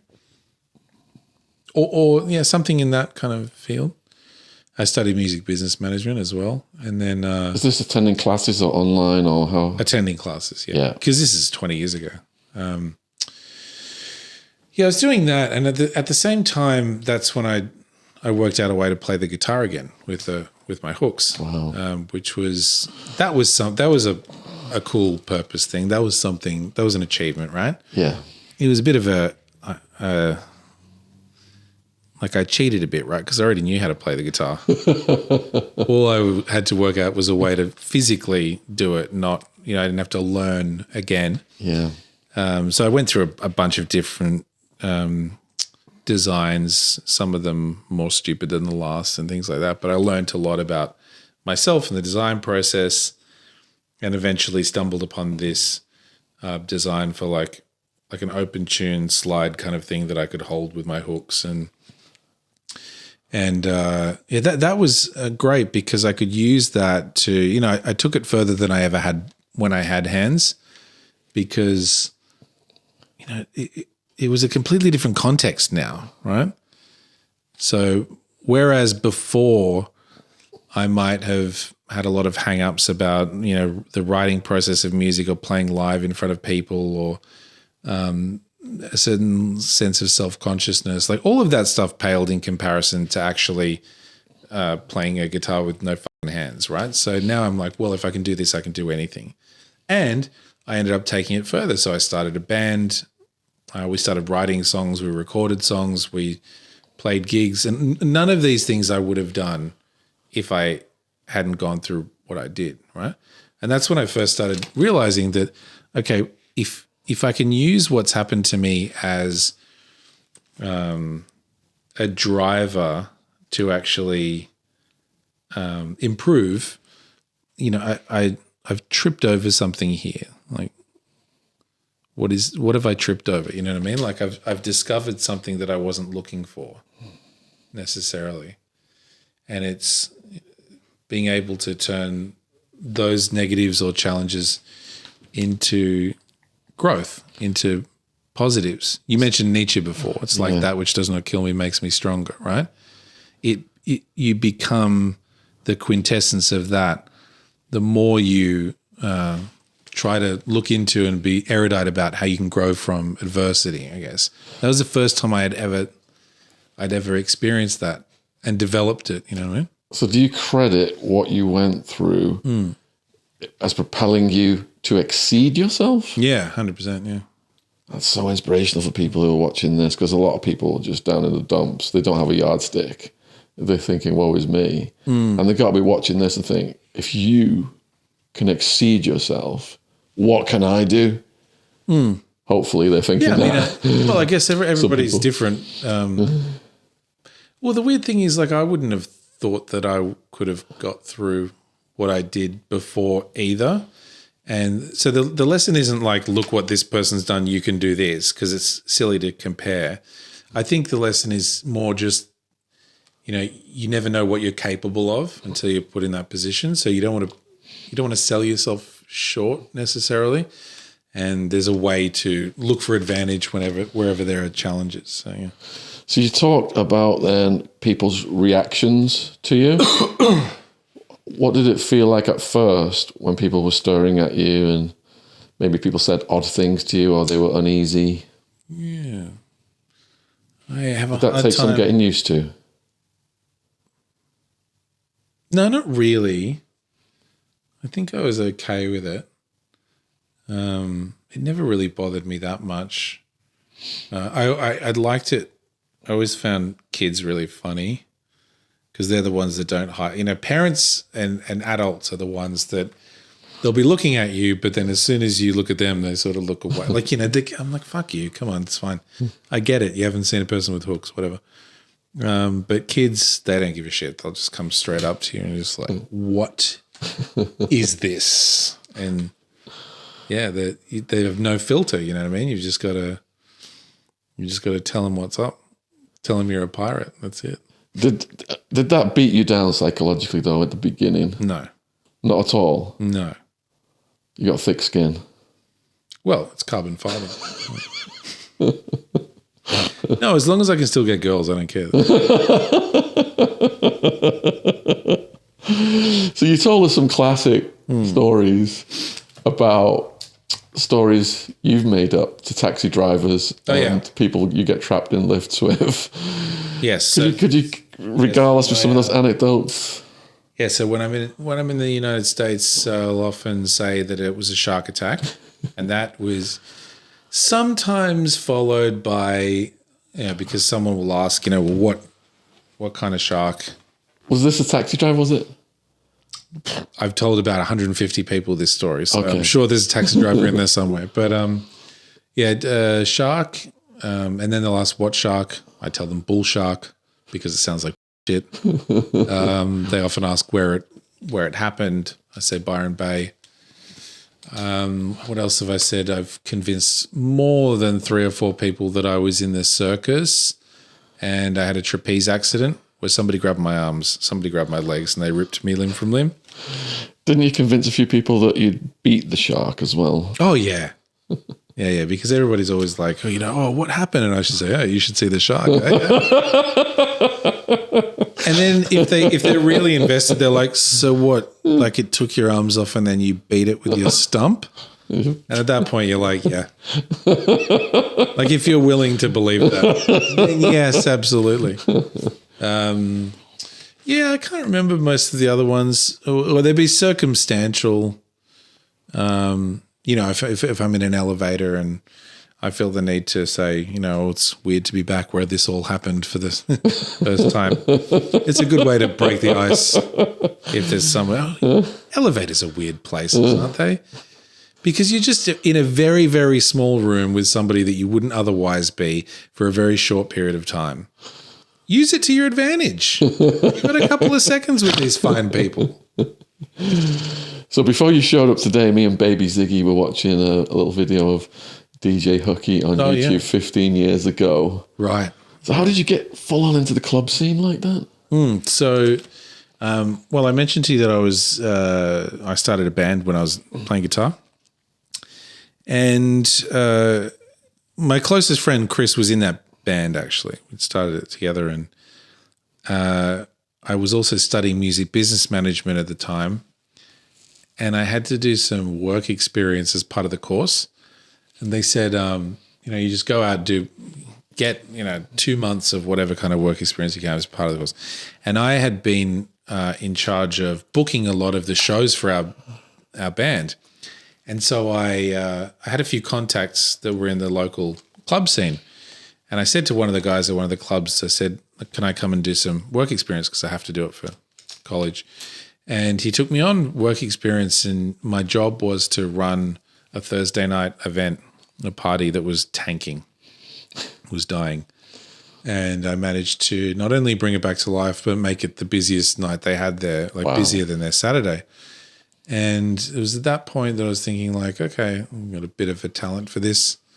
And so Chris and I had been talking about putting something on, like something that's ours, and kind of party. And then it was literally my last day of school, that music business course. I got a call from the owner of this club that I'd been going down to quite a bit. That's Club 77, the one with the bad toilets. Yeah. And he just said, "Oh, we've got the Saturdays are free, as of about a month from now at Club 77." He's like, "Do you want to have a crack at it?" I was like, "Yeah, I could have a crack at that." So we just started doing parties down there, and we expected it to last, I don't know, a couple of months or something like that. It's still going, and that was like 2006 it started, and I think it went for weekly. It went for over 12 years, and because it was a club night, we needed DJs, right? So you don't want to pay for DJs, just do it yourself. Said every bad home renovation ever. And so actually my first DJ set was on our first night ever. And we thought we'd have no one, but we actually packed it out. We had like 500 people on our first night. And we're pretty consistently busy after that for years. So you get pretty good at DJing when you just get thrown in the deep end with something, right? That was it. That's how I got How did that feel to be the star of the show? To look out and see all those people moving to your beat. All those people on drugs, yeah. You know what I'm talking about. It was fun. It was a fun job, right? Yeah. It was great because I'm back to that sort of hospitality thing where I'm constantly around people that are out enjoying themselves. And I am, to an extent, facilitating that, whether it be through, drinks when I was working in a bar or a restaurant, or food, to music when I'm working in a nightclub. Being around people that are having fun is enjoyable, and facilitating that is even more enjoyable. So yeah, loving it. Yeah. So what other careers have you gone into? Now I'm a speaker. I do keynotes at events and stuff like that. What's your TED Talk called? My TED Talk is called The Perks of Being a Pirate. It is in no way facetious. Many people at the time thought it was something to do with like internet piracy, like how to download illegal movies. Take us through the protocol of doing a TED Talk. Oh yeah, that's very different to what I thought it was going to be. So I got contacted about doing this talk in 2019. And that's when the event was on, and they approach you. They're like, "Would you like to do a TED Talk?" And I'm like, "Yeah, that'd be great." And they're like, "Okay, well, what's it going to be?" And I'm like, "Hang on a second, you just asked me." And so I had to give them, a couple of ideas. They said, "Email us 2 to 3 ideas of what you would want to talk about." And I wasn't really speaking professionally at that point. I'd done a few engagements, but I wasn't very good, basically. And I remember I thought, I'm going to send them 2, not 3, because if I send them 3, it looks like I'm just throwing shit against the wall to see what sticks. I'm going to send them 2, and I'm going to make one of them a really bad idea, so as they pick the one I want. And so I sent them 2, and they picked the bad one. Which was? The Perks of Being a Pirate. Yeah. The other one was much better. I can't remember what it was, but that's the one I wanted to do. And they're like, "No, we like this." And I'm like, "All right, okay, fine, fucking whatever." Did you have to rehearse it with them and stuff? Yeah. Actually, I was in France for like 3 months leading up to that, so I was doing everything over Zoom with them. But they're a really good curatorial team, and they help you really polish a talk, and things that I never would have thought of, to like just in the way that you would order certain stuff, and closing loops and all this sort of great stuff. So it was a great experience, just learning from them, and how to polish a talk. And then you do it a couple of times in front of them, of which mine had to be over video call because I wasn't in the country. And then doing it was. Yeah, I did it go as rehearsed, or did you go off script? Pretty much. No. It went pretty much as rehearsed but I've stumbled on a few lines, but everyone does, and they usually just edit it, like what you don't see on the other side. But I wasn't nervous, even though it was like over 5,000 people or something like that at that event. But I really wish I knew how much that talk would follow me around then, because I would have tried to make it better or something like that. What was it like standing in front of 5,000 people? That was cool. I mean, I've DJ'd in front of almost that amount, I think. No, yeah, that amount. It's like different, isn't it? Because you've got to say things now for so many minutes. Different, yeah, because like when you're DJing in front of that many people, they're often like enclaves and talking and on ecstasy and all this bullshit, right? But if you're like at the ICC in Sydney and there's 5,000 people just like... and the bright light. Yeah, and you've got like your parents are down there like... I'm like...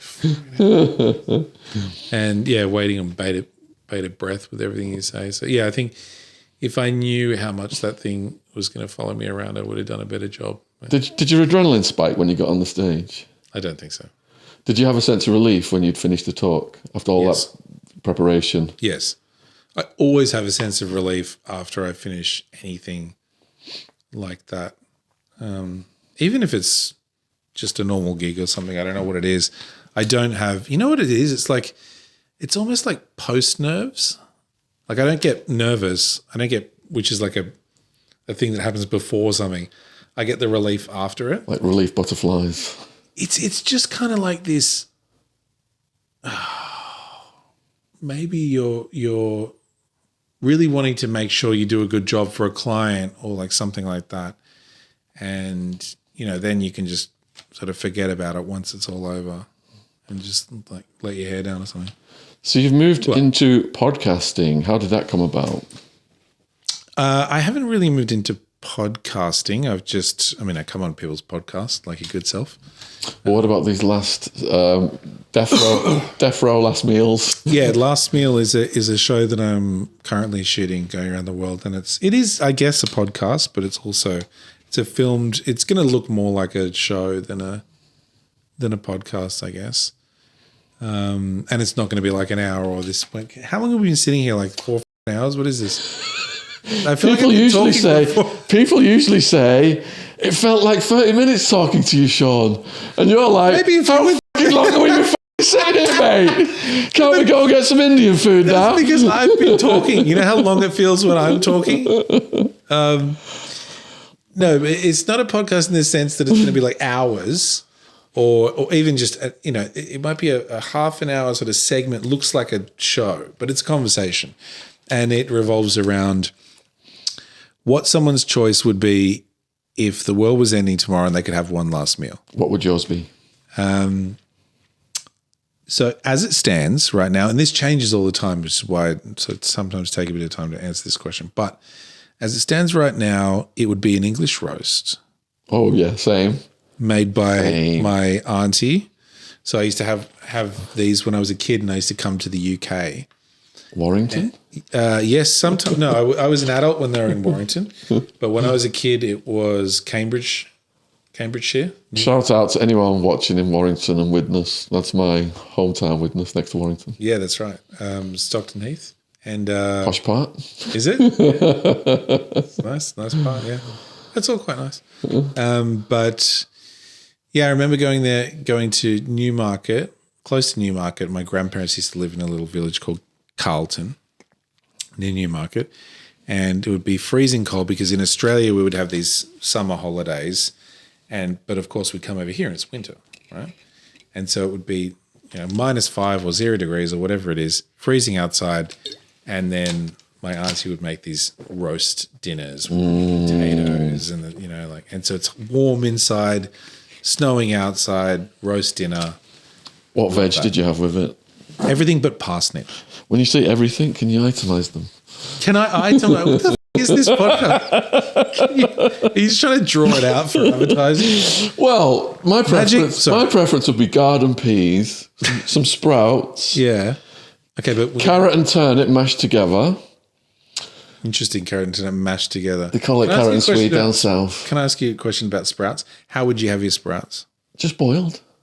Get the fuck out of here. Go on. I think it's heinous. How? No. Would you have sprouts at all, or have you got a specific way of having your sprouts? Yeah, of course, yeah. What's your way? Look,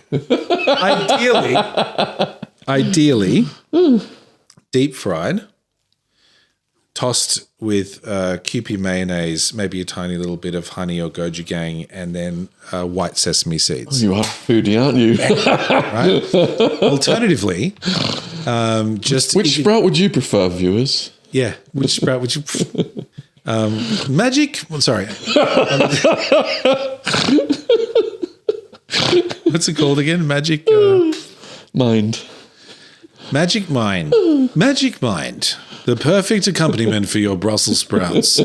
Boiled, not fried. What about, what's it called, parsnip? Yeah, parsnip I don't like. I hate it. It tastes like soap. So I think it's just a few people. It's like, you know how cilantro. I love coriander. I love it too. But you know how it's quite divisive and some people think it tastes like dish soap. Mm-hmm. Somebody told me recently that parsnip has the same thing where it's you either hate it or you love it. Hate it. I really don't like it. I can have any other vegetable but parsnip. Sweet potato, pumpkin, fantastic. Peas, yes. Potatoes, only if they're really done amazingly. Duck fat. Garden peas or mushy? You couldn't have the duck fat ones, could you? Not now, since I'm a veggie, since the dead rats and the jail food, Do you have a last meal? My last meal would be the veg I've just described and a Sunday roast, and I'd have a nut roast. A nut roast? Instead of the meat, I'd have a nut roast. What? It's like, it looks like a brick, a brown brick of nutty stuff. I've never seen that. Is this a thing? I don't even know what's in it. It's like carrots and lentils, and it's all gelled together. There's like Christmas pudding thing. Not familiar with a nut roast? No. Is this a jail thing? What was it? Gelled together with Magic Mind. These people are never sponsoring you again.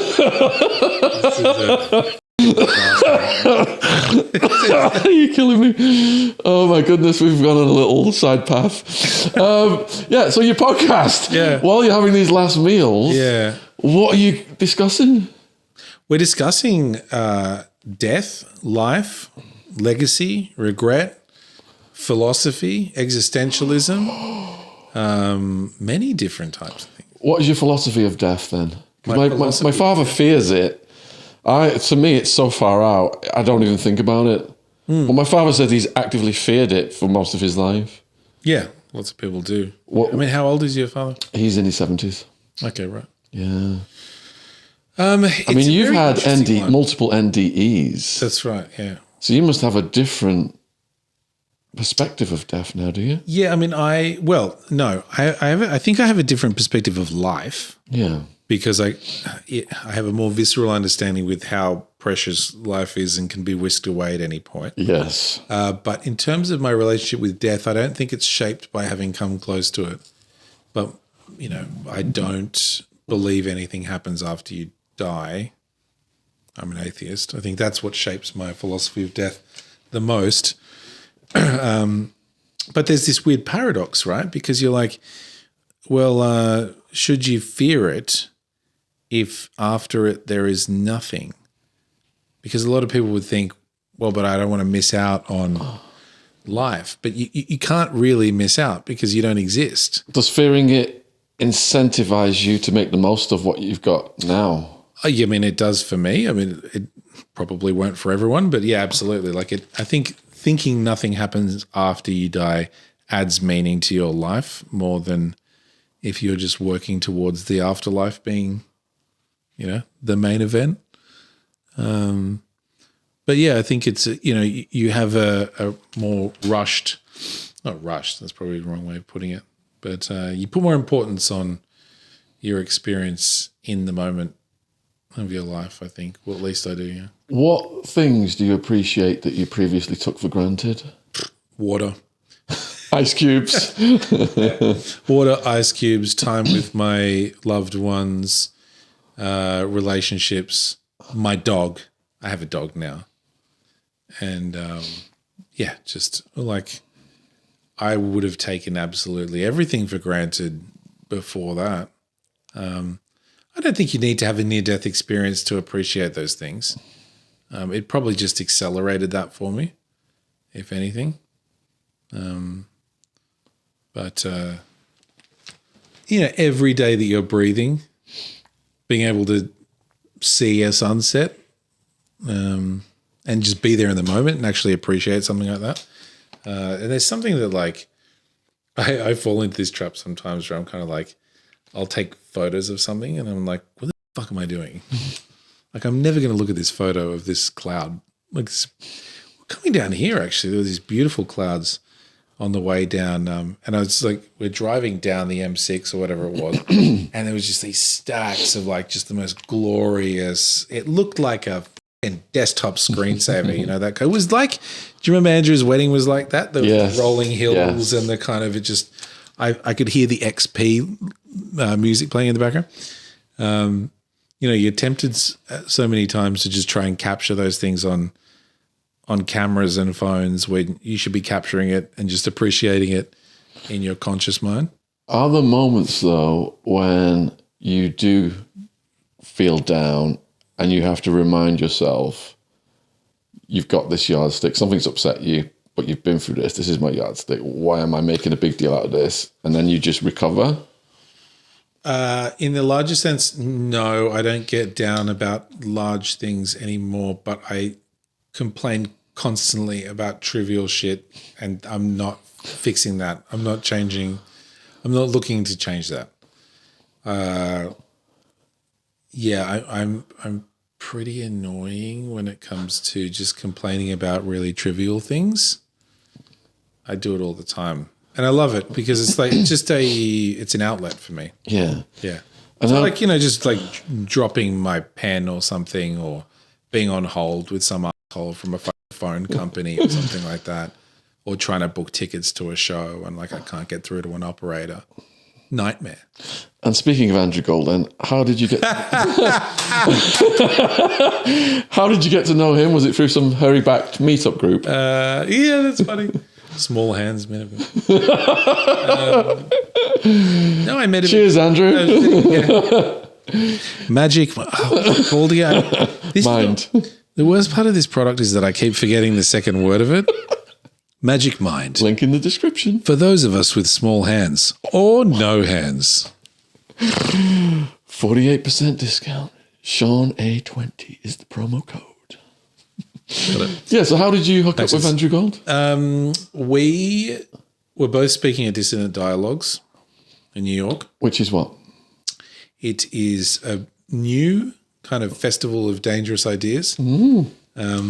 Rebels and revolutionaries. Yeah, that's right. Yeah. And I was doing a little bit of a talk there and Andrew was hosting a panel. We were both staying at the same hotel. They send, a shuttle to come and pick you up. And I was just sitting outside and ran into him and I know his face from around the traps and just became friends with him. And then both of our partners met each other as well and they share the same birthday. What? Yep. And that birthday was happening the day that we were at Dissonant Dialogues. The Saturday that we were both on stage was their birthdays. And those remaining 2 spaces in the chapel, were they purposefully designated by Andrew so that I would end up next to you because he knew we would get along? Or was that chance? No. There was a cancellation and we slid in. Ah. Yeah. Okay. Yeah. I'm glad you don't slid know in. them well enough to. We will eventually. Yeah. They'll be like, God, why didn't we invite them to all the weddings at the end? Well, I'm not going to tell you how many hours we've been speaking for, but I would love for you to tell the viewers where they can find you, support you. All your links will be in the description box where they can watch your episodes. You can find me on Instagram, instagram.com/magicmind. That's MAG. That's not the address, is it? It isn't, I'm afraid. What's my Instagram? Can you look up my? The link. If you're watching this on YouTube, the link will be in the description box below this video. I think it's DJ Hookie, isn't it? Your Instagram. Yes, it is. It's DJ Hookie. Yeah, and that's not EY. No, it's I am. DJ Hookie / Magic Mind for 20% off. Link in the description. We've had 2.